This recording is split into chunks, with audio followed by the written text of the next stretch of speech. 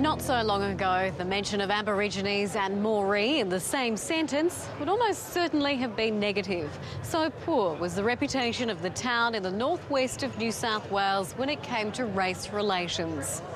But many in the cotton industry are proud to have had a hand in a homegrown success story, which is now helping Indigenous youngsters across Australia set and achieve some all-important career goals. Original people, the original inhabitants of this great land.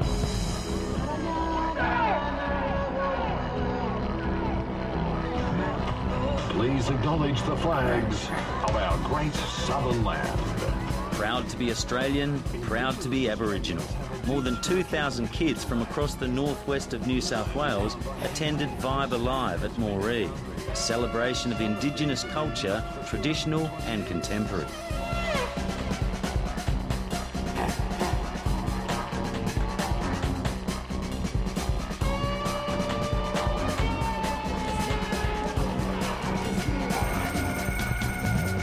The two-day festival has been travelling around Australia with its emphasis on good health and choosing a career.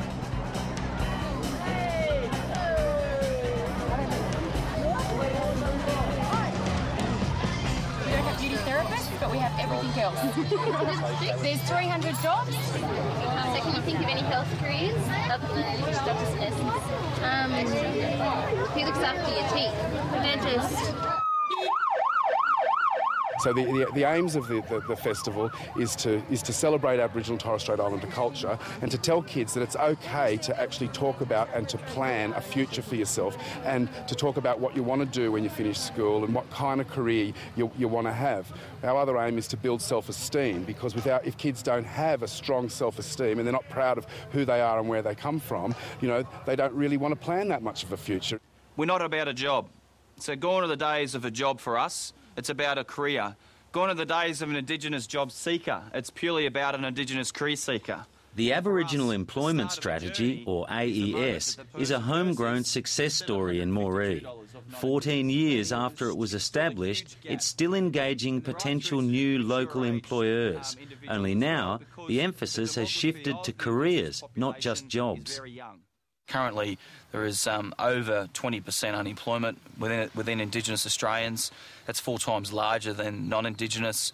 And in fact, the labour workforce population, majority of those individuals working are in that low-level occupation, predominantly blue-collar rather than white-collar. So the challenge for us, whilst we've had fantastic results and achievements over the last 14 years, the key thing for us is about changing that typical mindset of blue-collar into white-collar and to bring about more Indigenous Australians within the world of work, within the private sector. Carpenter William Pitt is one of 3 Aborigines working on this social housing contract in Mory. His employer, the Queensland-based construction company McNabb, is working with the AES to take on even more apprentices and is offering a university engineering scholarship. If the company does that there, that means that it gives another opportunity for the young fellows, and that carries over to the next young fellows. If they can see one person as a role model working, their age group, they'll do the same thing. It's all about role models within Aboriginal people. We've got offices in Brisbane, Townsville and Toowoomba, and we want to try and get Indigenous people involved in all of those offices. And for us, it's having people involved as apprentices, but also to try and get people in to work as contract administrators and project managers more at the professional or white-collar level as well. The AES started as a cotton industry initiative and came at a time when unemployment, welfare dependency and social dislocation was reaping a rotten harvest. I lived in Mory and the house had been broken into 4 or 5 times in the last 2 years. People were crying out for the government to fix the problem of Mory, and when you sat and thought about it, no government was going to fix anything, and I thought it was probably my turn to have a go. But there's less damage here than there is over there. Today, Dick Estens is growing citrus as well as cotton, but his commitment as chairman of the AES remains unchanged. He reckons its grassroots formula of Aborigines helping Aborigines could be grafted onto Indigenous health education and housing with the same success. Absolutely. The whole philosophy of the AES is we manage up. We work underneath people, we build self-esteem and pride, and you build can-do and performance by managing the right way. You do not build it like bureaucrats have on Aboriginal people for the last 100 years, managing down on top of them. From its humble beginnings here in Mory, the Aboriginal employment strategy has spread across Australia, with 13 offices employing more than 80 people and turning over $16 million a year. Now it's working to an ambitious target of starting 5,000 new careers in 3 years.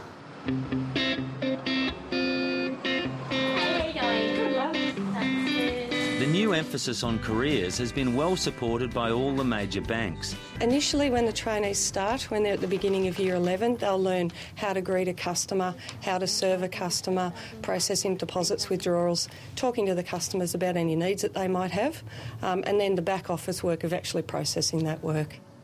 Emily Collins has just been made a permanent part-time employee, and she has big plans already. Well, you can always work your way up in the bank, but I'm also hoping to branch out a bit as well and try different things because I am so young. I'd like to go to uni someday as well, but if I do choose to stay in the bank, I would hopefully like to become a branch manager or something along those lines. You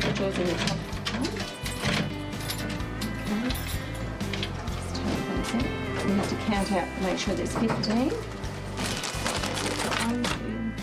Oh, yeah, it's been challenging. Like, at the moment I'm doing my training and, like, I'll serve customers for a bit with supervision, but, yeah, I'm in training at the moment. It must be nice to go home to the family with a pay packet. Yeah, it's helpful having extra money as you're at school and, you know, to spend it on what you need and what you want. You won't get a cash slip for this one. So there are currently 30 Mory senior high school students taking part in AES programs. That's 15% of the entire school enrolment. You get 3 benefits out of it. You complete your HSC, you learn job experience as working in a particular industry, and thirdly, you get paid. Okay, so for those attractions, it means that more students are staying back at school and they're completing their HSC. In some cases, there are some students who have been involved in part-time traineeships and apprenticeships who I wouldn't have imagined when they were in Year 7 that they would have got this far. So I think it has been a significant attraction for them. For some of our other students who are high achievers, it's also given them the opportunity to start their career paths while they're at school and complete some of their work, particularly in the financial services industry. The ultimate goal is finding and keeping employees like Nigel Swan. He did his apprenticeship as a fitter and turner at the irrigation and mining services company Irritech and is about to clock up 10 years of service. Yeah, it's made a lot of difference. Having raised kids here and been brought up here all my life and been given a good opportunity. You've got 2 kids, they're quite young. How confident are you of this sort of opportunities they'll have when they are older? Oh, they'll have lots of opportunities. Yeah. A lot more than what I had and what my dad had, and it'll be good. AES has done good. The key thing for our business is retention, and that's what the employers are wanting, is for a stable workforce. And certainly through the work that the AES does, it's about the initial assessment, it's about then their placement, and the key thing as well is our coaching. So we support the trainees and all of our employees that we place within employment for the long term. So whilst we do get financial incentives up to 26 weeks, we work beyond that because it's about the relationship with the employee and also the relationship with the employer. Irritech is a keen supporter of the AES and says the benefits go both ways. We get committed, loyal employees who are committed to the local community and who aren't going anywhere. A few years ago, when at the height of the mining boom, we lost a lot of skilled tradesmen who went to chase the big dollar in the Bowen Basin. Our AES-sponsored employees didn't go anywhere. They have very strong ties to the local community. They have very strong family connections. So one of the main advantages for any business is to have employees who are not looking over their shoulder for another opportunity in another region. They're Mory born and bred. They're here to stay. There may still be disadvantage in Aboriginal Australia, but for kids like these, the future is more about confidence, optimism, and a life where welfare dependency can be a thing of the past. Well, the key thing is about the self of pride and the confidence and the self-esteem within our individuals that we place within a career. We see it firsthand. For us, welfare shouldn't be a part of lifestyle, it should be a safety net. Having a permanent full-time job and being able to earn money to look after your family and to maybe buy land and buy a house and put your roots down properly, that's all steps towards equity, and it all starts with having a decent job.